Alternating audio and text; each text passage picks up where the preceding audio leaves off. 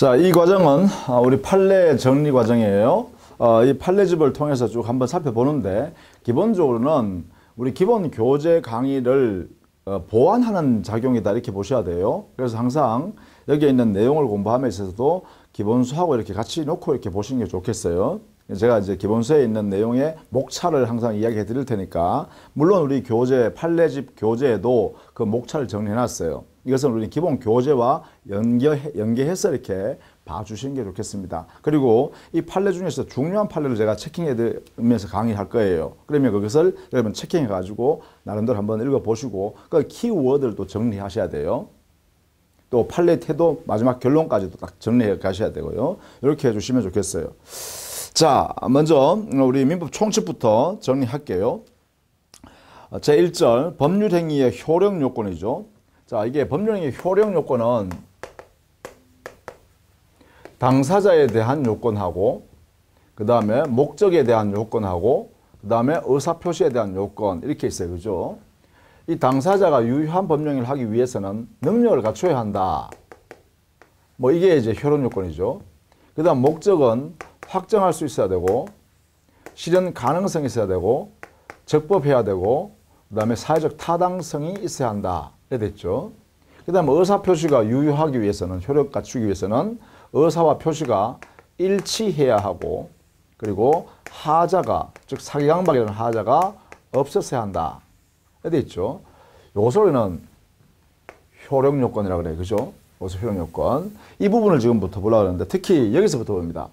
확정, 가능, 적법, 사회타당성, 그리고 의사와 표시가 일치하고 사기강박 없는, 하자 없는 그러한 의사표시일 것. 이것을 지금 순서대로 보려고 그래요. 자, 먼저 거기에 영순위로서요, 농지 취득 자격 증명요.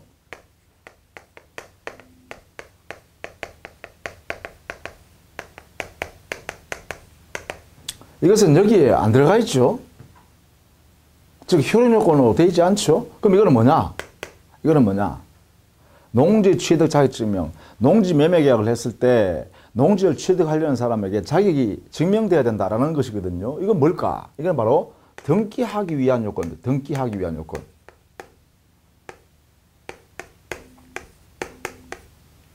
그러니까 매매 계약, 토지 매매 계약의 유효 요건이 아니라, 효력 요건이 아니라 등기를 하려면 이 증명이 있어야 한다라는 의미예요. 그래서 효력 요건은 아니다. 그죠? 효력 요건은 아니다. 이렇게 해야 돼요. 자, 그 다음에 법령의 목적의 확정했죠. 요 확정에 관한 내용이에요. 확정. 요 부분이죠. 확정. 자, 여기 확정에서는 첫 번째, 요게 중요하네요. 매매 목적물과 대금이 계약 체결 당시에 구체적으로 특정되어야 하는가? 여기에 대한 논의예요. 여기에 판례가 있다는 것이죠. 자, 여기에 대금과 목적물의 확정이에요. 뭐 할 때? 매매 계약을 체결해서 매매 계약했어요. 자, 여기서는 이 확정이 매매 계약할 당시에 확정되어야 한다는 것이 아니라 확정할 수 있으면 된다라는 의미죠. 여기에 확정. 효력 요건의 확정이라는 것은 확정할 수 있을 것, 이런 뜻이에요. 그러면 확정할 수 있는 기준이 있으면 충분하다는 것이죠. 그래서 그 판례가요, 계약 체결 당시에는 구체적으로 특정할 필요는 없고, 지금 네 번째 주자입니다. 이를 사후에라도 구체적으로 특정할 수 있는 방법과 기준이 정하여져 있으면 족하다. 이래야죠. 그죠? 따라서 확정할 수 있는 기준과 방법을 이 매매 계약 당시에 이것이 정해져 있으면, 그러면 확정할 수 있는 상태이기 때문에 유효하다, 이 말이죠. 그것이 확정할 수 있는 상태다. 이렇게 하고 있죠. 자, 그거 정도는 꼭 여러분이 알아두셔야겠다라는 것이에요. 그 밑에 양갈로 2번도 그에 유사한 내용이죠. 주식 매매 계약 체결. 이것도 역시 주식에 대한 매매 계약이죠. 매매 계약에 있어서 그 당시에 가격을 확정하지 않았다 해서, 그러면 이 확정성이 없어서 효력이 무효냐? 우리 법원의 판단은요, 아니라는 거죠. 확정 방법과 확정 기준, 방법, 기준 이것이 정해져 있다면 그 주식 매매 계약도 효력이 발생한다는 것이죠. 유효다는 거예요. 그래서 이 부분을 중시해야 돼요. 할 수 있는 상태라는 의미라는 것. 이렇게 정리해 두시면 되겠다라는 것입니다. 그 다음에 다음 페이지에 보시면 법률행위의 적법성 했죠. 이겁니다. 목적이 적법해야 한다. 이런 이야기죠. 적법성. 여기 적법성은 우리가 이렇게 했죠. 가행법규에 가행규정에 위반하지 마라. 이런 이야기죠. 여기에 합치해야 한다. 이걸 의미하죠. 이거 위반하면 안 된다는 거예요. 그죠? 그러면 가행규정 대표적인 게 어떤 걸까? 자, 양갈 1번. 거기에 보면 지금은 부동산 중개사법이 있죠. 옛날에는 부동산 중개업 및 그에 따른 시행 규칙이 있었어요. 그 시행 규칙에는 수수료 한도를 초과하면 안 된다라고 돼 있었죠. 수수료율표요. 수수료에 대한 요율표를 만들어 놨고 이 표를 초과하면 안 된다 이랬어요. 그럼 만약에 거래 당사자들이 중개 수수료를 여기에 있는 요율표에 규정되어 있는 초과되는 약정을 했다라고 하면 그 초과 약정이 유효한가 이렇게 물어보겠죠. 그 의미는 바로 여기에 있는 수수료 요율표라는 법령에 있는 이 기준이 가행 규정이냐 아니면 임의 규정이냐에 따라서 이 초과된 약정 자체의 효력이 정해지겠죠. 만약에 가행법규라고 한다면 이 요율표를 그러면 초과한 부분의 약정은 무효가 되겠죠. 그죠? 그래서 우리 법원은 어떻게 했다? 바로 이 요율표는 가행 규정이다 이 말이죠. 이렇게 판단한 거예요. 그래서 초과된 부분은 무효인 약정 부분이다 이렇게 했죠. 자, 이런 내용으로 정리를 요거는 꼭 알아두셔야겠죠. 요 부분 1번. 그 다음에 의미 있는 판례가 바로 4번입니다. 4번. 특별한 사정이 없는 한 법령에 위반되어 무효임을 알고서도 그 법령을 한 자가 가행법규 위반을 이유로 무효를 주장하면서 야, 내가 주었던 급부이행했던 그 재산은 다시 돌려달라 라고 주장하는 것은 시인이 측에 반하는 게 아닌가. 자기 스스로가 가행법규 위반된 행위를 하면서 급부를 넘겨줘 놓고 재산을 넘겨줘 놓고 그래서 다시 돌려달라고 하는 것은 위반한 행위를 스스로 하면서 돌려받는다. 이거는 주면서 돌려받는다. 이게 뭐예요? 모순 행위 아닌가? 이건 시인 측에 반하지 않는가? 이렇게 물어볼 수 있다는 거죠. 여기에 대해서 우리 법원의 판단입니다. 시인 측이나 금반은 즉 모순 행위에 해당되지 않는다. 그래서 돌려받아라. 반환을 청구할 수 있다. 이렇게 했습니다. 그렇죠? 그래서 이게 요 4번 내용의 의미를 잘 봐두셔야 돼요. 강행법규에 강행규정, 강행법규 여기에 위반하면서 위반하면 뭐예요? 무효죠. 무효니까 의무, 채무가 안 생겼잖아요. 무효기 때문에. 그런데 채무가 안 생겼는데도 불구하고 이 위반된 약정 내용대로 급부 이행을 했다는 거예요.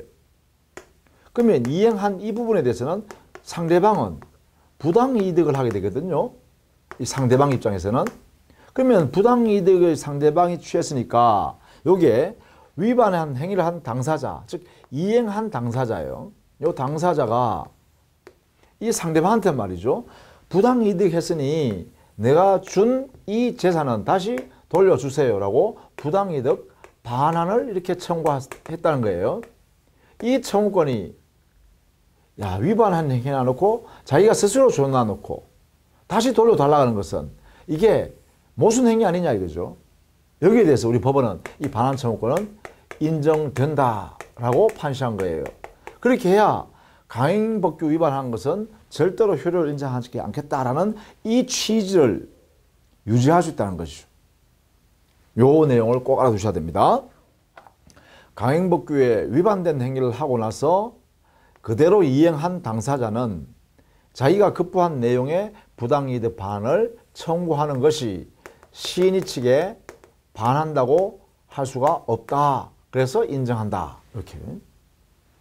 요점 꼭 기억을 해 두실 필요가 있다라는 것입니다. 자, 그 다음에 이 법규 중에서요, 적법할 것 돼서 단속 규정에 관한 내용이 중요합니다. 단속 규정. 자, 단속 규정도 성질은 강행 규정 중에 하나입니다. 강행 규정 중에 하나예요. 그런데 강행 규정 중에 하나인데 이 단속 규정을 위반했을 때 이 위반한 사람에 대한 처리 방법은 뭐냐? 위반한 약정 자체는 이것은 사법적으로 유효한 약정이다. 그러나 이 위반한 사람의 행위는 제재, 처벌을 해야겠다. 이렇게 한 거예요. 그래서 민법상으로는 유효하지만 민법상으로는 그 거래행위가 유효한 약정이지만 그러나 그 위반한 행위 당사자는 처벌, 제재를 한다라는 것이에요. 이게 바로 단속 규정의 가장 중요한 효과예요. 자, 그 중에요. 우리가 양갈로 2번요. 부동산 등기 특별조치법.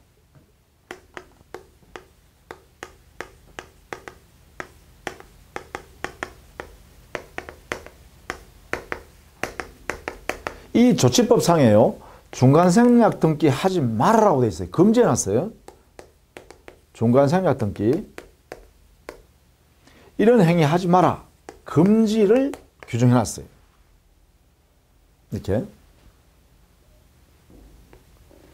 이 중간생략 등기 금지 규정은 금지 규정. 이게 바로 이 부동산 등기 특별조치법 상에 있는 이 규정의 성격에 따라서 이 내용의 의미가 달라집니다. 만약에 금지하는 규정을 뒀음에도 불구하고 이 법에요. 여기에 위반하여 중간생략 등기를 했다. 라고 하면 이 등기의 효력이 유효입니까? 무효입니까? 이렇게 질문이 생기죠. 왜? 부동산 등기 특별조치법에 있는 금지 규정을 위반했으니까. 그렇죠? 여기에 이제 성격이 바로 이 법 규정이 강행 규정이다라고 하면서 그러면 원칙적으로 강행 규정이 뭐예요? 무효가 되잖아요. 이렇게 해석할 거냐? 아니면 강행 규정 중에서 단속 법규로 해석해서 단속 규정을 위반한 것이다 라고 해석하면 어떻게 되죠? 이거죠. 단속 규정을 위반한 경우에 약정은 민법상 유효하고 처벌만 할 뿐이다. 이렇게 됐죠. 그럼 여기는요. 바로 우리 판례가 이렇게 해석했죠. 강행법규 중에서도 단속법규다. 이렇게 해석했다는 거죠. 이게 판례 태도라는 거예요. 이렇게요. 그러면 단속규정 위반에 해당되니까 이 등기는 유효한 등기다. 이렇게 되겠죠. 유효한 등기다. 이렇게. 다만 중간생략 등기를 한 당사자는 처벌한다는 것이죠. 이 규정에 있는 처벌하는 규정에 따라서 처벌한다. 따라서요, 요 부동산 등기 특별조치법에 있는 중간생략 등기 금지 규정 자체는 단속법규다. 이것을 꼭 알아두셔야 됩니다. 단속법규다. 그 다음에 거기에 양갈로 3번. 이것도 중요합니다. 주택건설촉진법. 이거는요, 지금 현재는 없어졌습니다. 그러니까 옛날에 주택건설촉진법이라는 게 있었다는 거죠. 이게 있었는데 지금은 이 규정이요. 주택법에 들어가 있습니다. 현재는요. 자, 옛날 주택건설촉진법상에 보면 국민주택을 분양받은 사람은 일정한 기간 동안 전매 금지 규정을 뒀어요.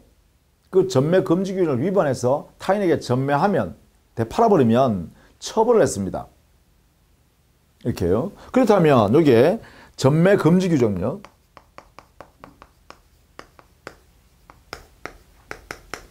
규정이 있음에도 불구하고 당사자가 말이죠. 특별한 사정도 없이 다른 사람한테 되팔아서 나가버렸다는 거죠. 자, 이럴 경우 전매금지 위반했다라고 하는 거죠. 이런 경우에 대파는 반환 위반한 매매 계약은 어떻게 되냐? 이게 유효냐 무효냐 이런 문제가 생겼죠. 또 유효냐 아니면 무효냐. 이것은 곧 그 주택건설촉진법 또는 주택법상에 있는 국민주택 전매금지 규정의 효력이 바로 강행법규 중에서 단수 규정에 해당되는 거냐라는 문제죠. 여기에 판단, 여수는 우리 판례가요. 역시 똑같이요. 단속법규다. 이렇게 해석한 거죠. 그렇다면 어떻게 돼요? 유효한 매매 계약이고, 그죠? 다만 처벌을 한다. 이렇게 되겠죠. 저게 부동산 등기 특별조치법상에 있는 중간세약 등기 금지 규정, 그리고 옛날 주택건설촉진법상에 있는 국민주택 전매 금지 규정 자체는 두 개 다 모두 단속법규다. 그죠?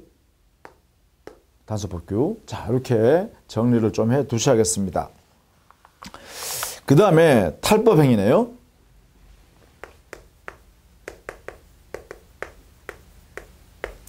탈법행위는 강행법규를 간접적으로 위반한 행위죠. 이것을 우리는 탈법행위라고 칭한다. 그죠? 여기에 직접 위반하는 것이 아니라 간접적으로 위반했다라는 것이에요. 자, 그렇다면 이 탈법행위는, 그죠? 이 탈법행위는 강행법규를 간접적으로 위반한 행위로서 유효냐 아니면 무효냐, 이게 또 문제 되겠죠. 이렇게요. 자, 여기에 대한 판단입니다. 판례가. 이게 바로 뭐냐. 탈법행위도 역시 강행법규, 사회질서와 관계되는 법 규정을 위반했다는 면에서는 같다. 그렇죠? 간접적으로 위반했던, 직접 위반했다는 면에서는 같다. 그래서 여기서 어떻게 해요? 무효인 행위다라고 해석해야 된다. 그죠? 이렇게. 무효행위다. 그 무효는요, 절대적, 확정적 무효입니다. 이렇게요. 절대적, 확정적 무효니까 모든 사람에 대해서 절대적으로 무효가 됩니다. 이게 절대적 무효라는 뜻이죠. 자, 그 중에서요, 첫 번째, 국유재산에 관한 사무에 종사하는 직원이 타인 명의로 국유재산을 취득하거나 취득한 그 재산을 전매한 행위는, 이게 바로 뭐라고요? 탈법행위인 요게 국유재산법, 그 사무에 종사하는 공무원은 자기 명의로 당해 국유재산을 취득하지 못한다 해놨어요. 그러니까 자기 명의로 취득을 못하니까 동생 명의로 그것을 취득했어요. 이 행위가 뭐냐? 바로 탈법행위가 되는 거죠. 그렇다면 이때 그 동생이 유효하게 소유권 취득하냐? 아니란 거죠. 무효란 거죠. 무효니까 그 동생은 소유권 없는 등기를 가지고 있다. 이래 되겠죠. 그럼 그 동생이 소유권 없는 상태에서, 등기를 가지고 있는 상태에서 다시 만약에 제3자한테 이렇게 처분했다. 양도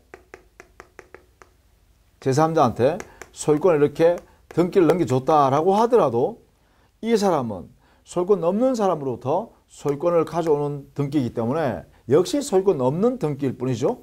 따라서 이것도 역시 무효인 등기일 뿐입니다.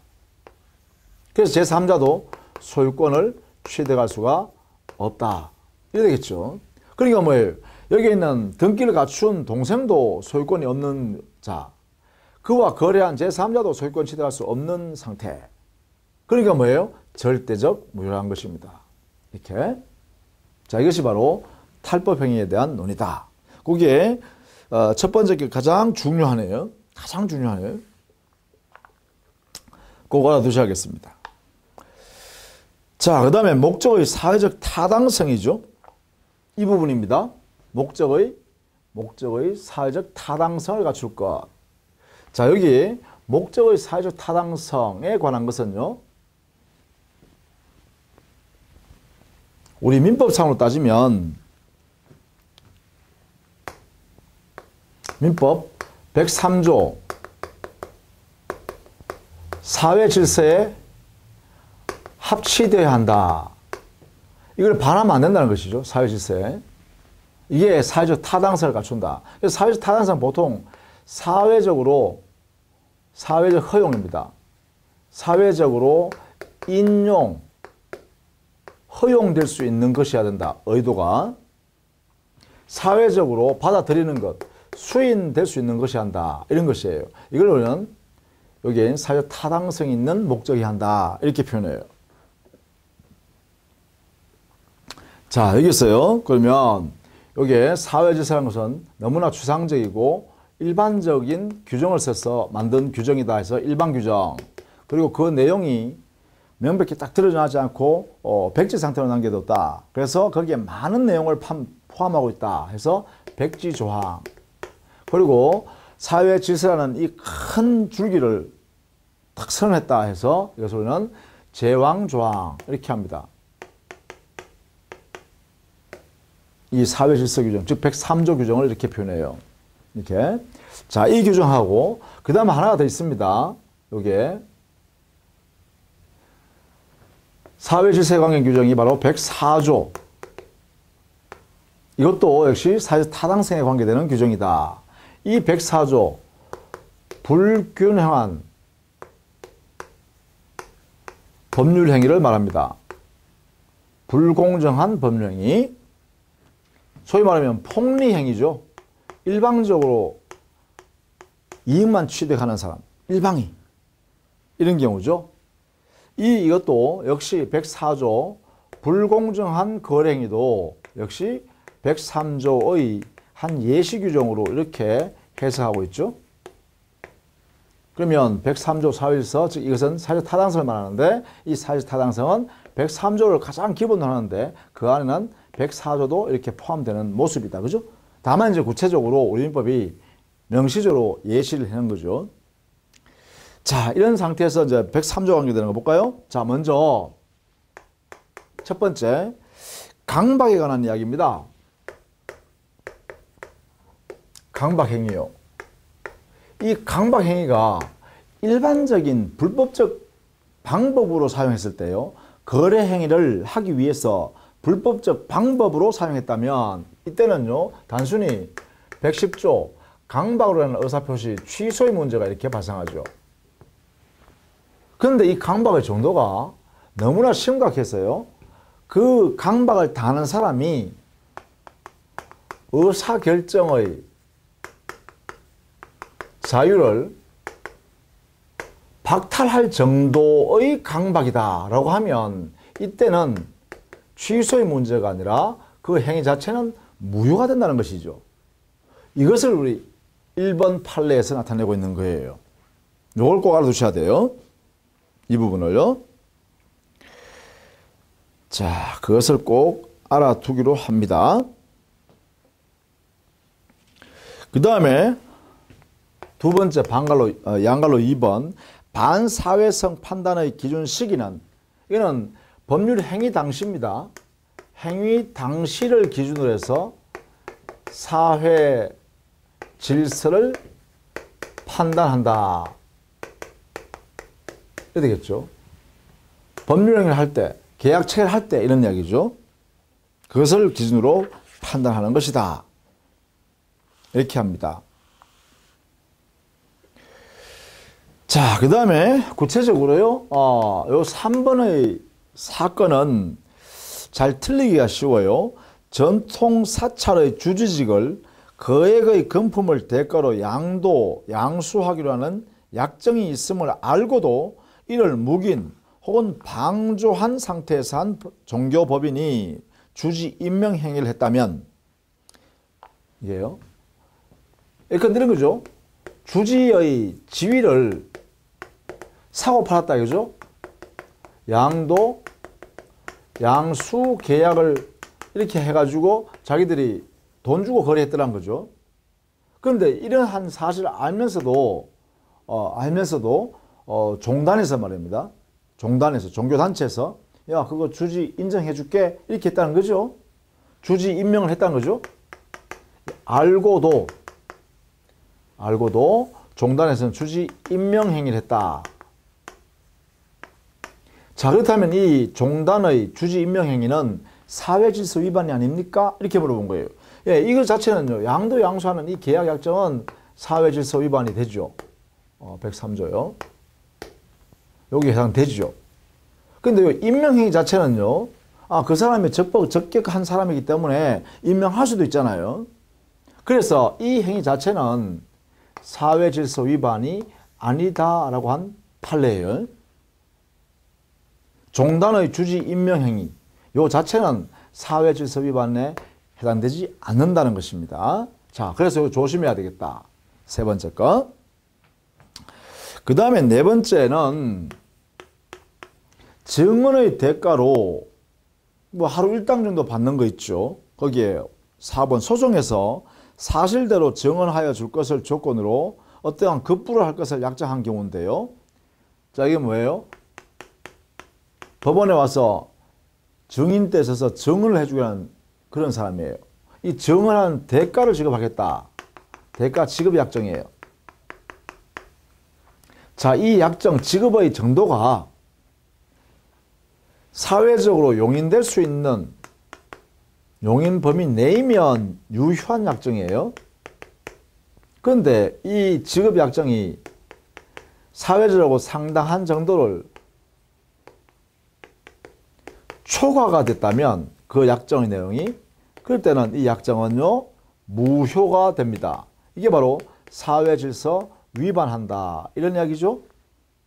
왜 그럴까 하면 결국은 많은 금액을 주기로 약정해버리면 그 오는 사람이 뭐예요? 돈을 많이 받기 위해서 위증을 한다든가 거짓을 말하기가 쉽죠. 그렇게 되면 어떻게 돼요? 결국은 사법질서, 그렇죠? 재판하는 이 사법질서를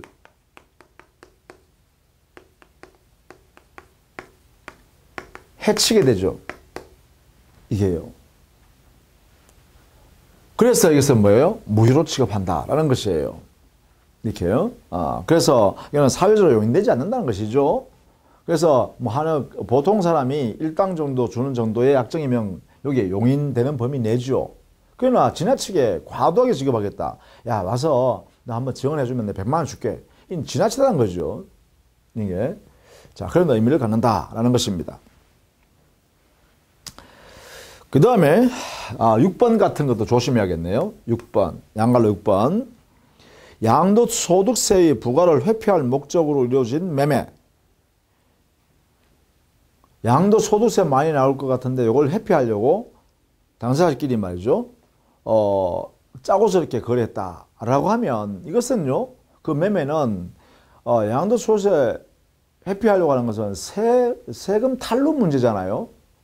행정 절차상으로 세법에 적용을 받아서 뭐 가산금이나 이렇게 세금 폭탄을 매길 수는 있어도 그 매매 계약 자체가 사회질서 위반, 즉 반사회질서 위반이다 라고 할 수는 없다는 거예요.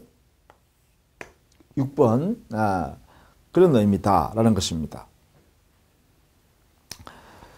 자, 그 다음에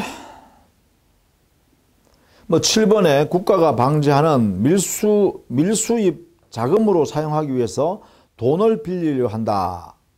또 돈을 출자한다. 이런 것은요. 사회질서 위반이죠. 왜냐하면 범죄를 목적으로 하는 거잖아요. 그죠? 7번. 범죄를 의혹하는 내용이다. 그죠? 밀수입. 법질서 강행질서를 위반하는 것이죠. 경제질서를 위반하는 것이죠. 그런 것을 의도하는 것을 가지고 거래한다. 이게 동기업 불법의 성격이에요.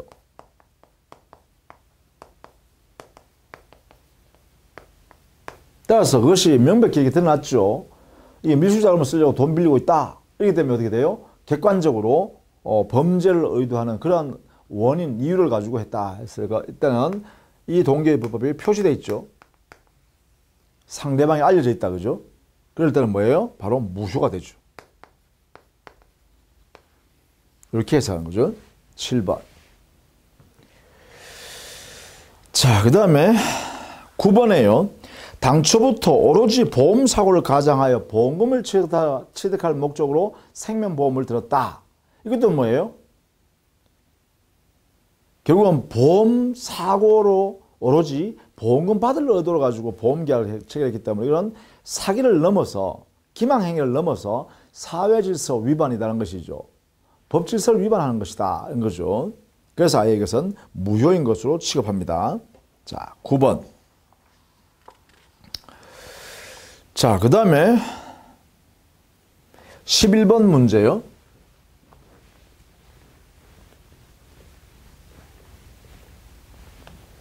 11번 사례요. 거기 보면 법률상 처가 있는 남자가 다른 여자와 혼인식을 거행하고 장래에 혼인신고하기로 하여 혼인예약을 맺었다. 혼인예약. 자기 부인이 있으니까, 현재 법률상 부인이 있으니까 혼인식 해놔놓고 혼인예약을 했어요. 부인이 사망하거나 부인과 내가 이혼하면 당신하고 내가 혼인신고할게. 그리고 혼인식 지금 해놓을게. 이렇게 했다는 것이죠. 그런 경우는 뭐예요? 이게 일부 일처제.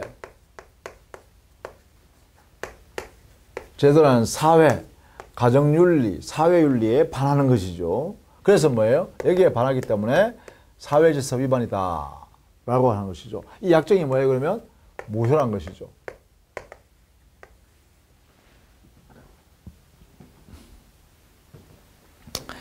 그 다음에 12번에 있네요. 이른바 첩계약은 전처의 동의 유무를 불문하고 사회질서 위반이다. 그죠? 그러니까 부인의 동의 여하를 불문하고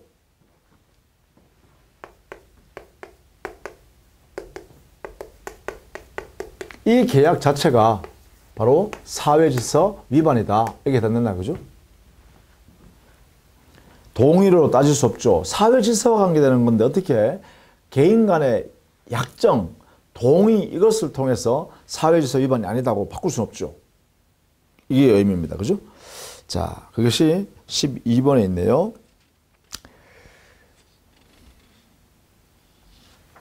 자, 그 다음에 13번은 좀 다르죠. 13번의 내용은 자, 부첩 관계를 해소하면서 하는 거예요. 부첩 관계를 끝내면서 종료하면서요. 해소하면서 예컨대 그동안에 같이 살았던 사람한테 생활비 지급하겠다는 약속, 생활비 지급 약정이라든지 또 만약에 그 부채관계 사이에 이런 관계에 있던 동안에 자녀가 생겼다. 자식이. 그러면 자에 대하여 뭐 예컨대 키우는 데 들어가는 비용이 있을 거 아니에요. 그죠? 양육비 지급하기로 이렇게 약정했다든가 이런 약정들은 뭐예요? 이것은 유효한 약정이다 라고 해야 된다는 것이죠. 이렇게요. 그 이유는 뭐냐? 바로 부처관계 끝내는 과정에서 일어나는 당사자 사이 약정이죠. 따라서 이것은 유효한 약정이다. 사회질서 위반하기 위해서 약정한 것이 아니라 사회질서를 종료하고 그 다음에 거래를 자유롭게 하기 위한 그러한 약정이죠. 그래서 13번 이것은 사회질서 위반이 아니다라고 하는 것이죠. 자, 그 다음에 17번 문제를 좀 알아두셔야죠. 우리 교재도 기본서에도 항상 나옵니다. 17번은 해외 연수 여행 후의 의무 재직 기간 그것을 근무 불이행한 경우에는 해외 연수 비용을 모두 반환하기로 하는 약정 자체예요. 이것은 바로 해외 연수, 이 연수는 뭐 교육을 받아오기로 했던 거죠. 좋은 기술을 배워온다 이런 거죠. 여기에는 그러면 당연히 연수하면 이 교육 비용이 되어야죠. 이 비용을 누가 지급해요? 회사가 지급한단 말이에요. 그래서 이 지급하되 다만 연수 끝나고 나서 회사에 복귀한 다음에는 일정한 기간 동안 회사에 복무한다. 복무 기간을 반드시 거쳐야 한다. 그러면 이 기간을 경과하면 이 비용 들어가는 연수 비용은 면제,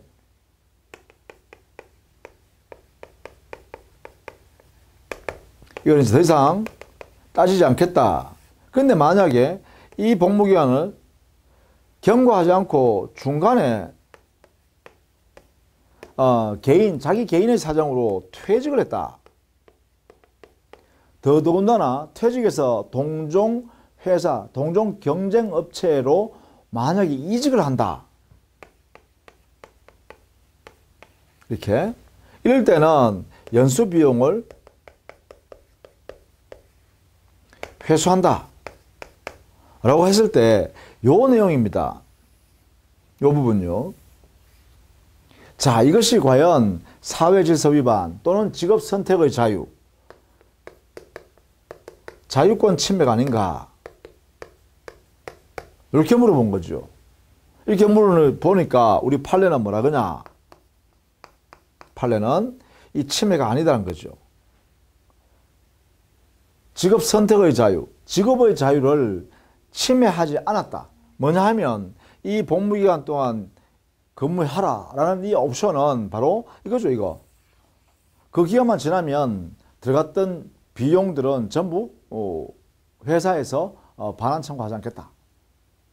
이렇게 한 거죠.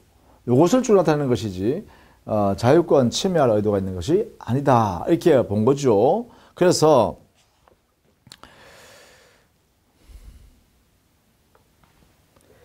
거기 동그라미 2번을 보시면 되겠죠. 해외 파견된 근로자가 기국일로부터 일정 기간 소속 회사에 근무해야 한다는 사규나 약정은 103조나 104조 위반된다고 할 수 없다. 이래놨죠. 왜냐하면 일정 기간 근무하지 않으면 해외 파견 소요 경비를 배상한다는 사규나 약정은 근로계약 기간이 아니라 비용 반환 채무 면제 기간을 정한 것이다. 이렇게 본 거예요. 그것만 지나면 비용을 상환받지 않겠다라는 내용이 담겨져 있는 그러한 사규다. 이렇게 본 거죠. 자, 그렇게 해석을 좀 정리해 두셔야겠습니다. 그 다음에 18번요.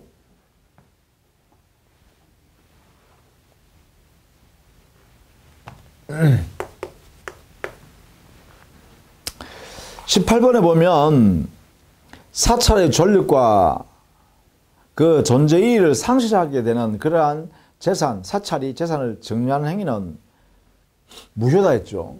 이게 뭐냐면 바로 이런 의미입니다. 생존의 기초가 되는 재산을 처분하는 행위예요. 예컨대 증여 또는 기부하는 행위 있죠. 이런 것들은 생존 기체 자체가 되는 것이기 때문에 생존이 불가능해지잖아요. 그래서 이런 경우는 아예 처음부터 권리 의무를 발생시키지 않는다. 그러한 처분 행위 자체는 이 행위는 무효다. 그러니까 다른 말하면 증여 기부 행위가 무효다 이 말이죠. 그러니까 이런 약정했더라도 자기 재산 안 줘도 된다는 것이죠. 생존이 기초되는 재산이라면, 그죠? 그런 의미를 여기 18번이 확인해 주는 거예요. 자, 그렇게 정리를 해 두시면 되겠죠. 자, 그 다음에 19번요. 19번인데 이게 도박 채무자입니다. 도박 채무자 그리고 도박 채권자 사이에요. 이럴 때는 이 두 사람 사이는 도박에 관한 채권은 존재하지 않는다. 왜? 무효니까. 이래 되죠. 무효니까 도박 채권 이거 없습니다. 도박 채무 이거 없습니다. 그런데 도박 채무자가 도박 채권자한테 도박을 변제하기 위해서 위임 계약을 통해서 대리권을 수여했어요. 도박 채무자 자신의 재산, 예컨대 건물을 처분해 줄래라고 처분해 달라고 이렇게 위임 계약을 통해서 대리권 수여했어요. 이때 우리 법원은 이 위임 계약과 대리권 수여 행위는 유효하다라고 해석합니다. 이거는 재산권의 처분에 관한 행위란 것이죠. 도박 채권 채무 관계가 아니라 여기에 재산권의 처분, 거기에 관한 위임 계약. 그러니까 별개로 해석한다는 것이죠. 그렇다면 이래 되겠죠. 여기에 있는 도박 채권자라는 사람은 유효한 대리인이 됩니다. 유권 대리인이죠. 유권. 대리권 있는 대리인. 왜? 대리권 수요가 정당 유효니까. 이런 상태에서 만약에 이 대리권을 갖는 도박 채권자가 제3자와 대리행위로서 이 매매계약을 체결해서 여기에 제3자한테 여기 도박 채무자 소유를 대리권을 통해서 이렇게 이전해 준 거죠. 이렇게 됐을 때 이 제3자는 정당하게 소유권 취득하겠죠. 왜냐하면 이 매매계약인 이 대리행위는 유권 대리행위이기 때문이다 이 말이죠. 이게 이제 우리 판례 태도입니다. 제3자는 정당하게 소유권을 유효하게 취득한다. 요거 유효하게 소유권 취득한다. 이렇게요. 그 이유는 뭐라고요? 바로 여기 있습니다. 위임계약 대리권 수요 행위는 유효한 행위다. 이렇게요. 요게 핵심입니다. 요게 판례예요. 이 판례 때문에 이렇게 유효라고 하게 되고 그 다음에 유효한 매매계약이니까 이 사람도 소유권을 취득한다. 이렇게 해석할 수 있겠죠. 요게 핵심이다. 그죠? 자, 이렇게 정리를 해 둘 필요가 있다라는 것입니다. 그것이 19번에 있는 내용입니다. 그 중에 동그라미 3번이죠. 19번에 3번. 요것을 잘 봐두십니다. 3번.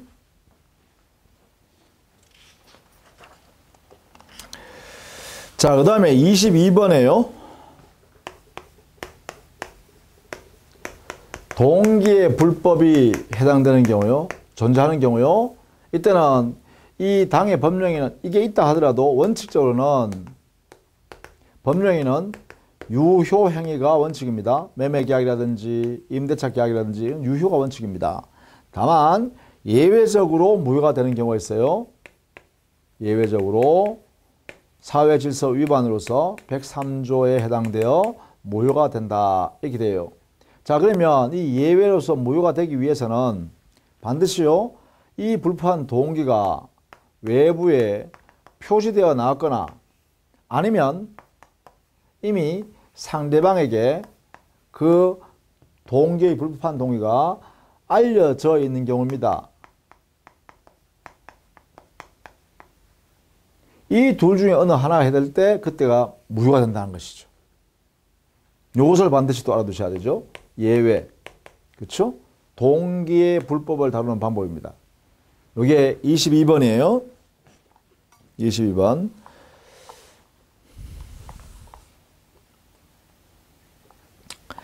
그래서 동그라미 1번.